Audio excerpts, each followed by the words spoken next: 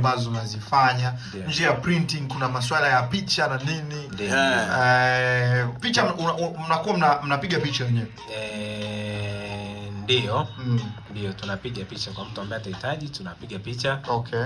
Tukishapiga picha tunamtolea. Picha pia tunapiga. Ndio.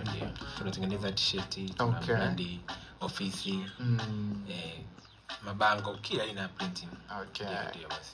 Picha mbao pia ni biashara kubwa ambayo nadhani ndio inakutangaza kuliko hata hizi nyingine ambazo umezungumzia bwana mjasiriamali. Ndio foundation ambayo tunafanya tuingie huko ndio.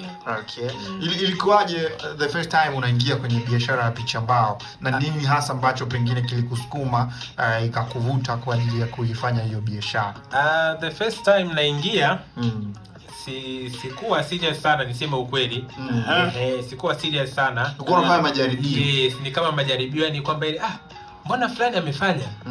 Kwa nini amefika pale? Okay. Na mimi nitafanyaje nifike pale? Ni kipindi ambacho tuko tu chuoni vile, maisha yanaendelea kama kawaida.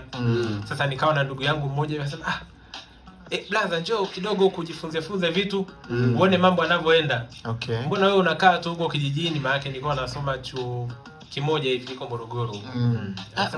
Morogoro ni kijijini la kuna watu. Ni kijijini la kuna watu, kuna watu aisee. Haya bana Morogoro.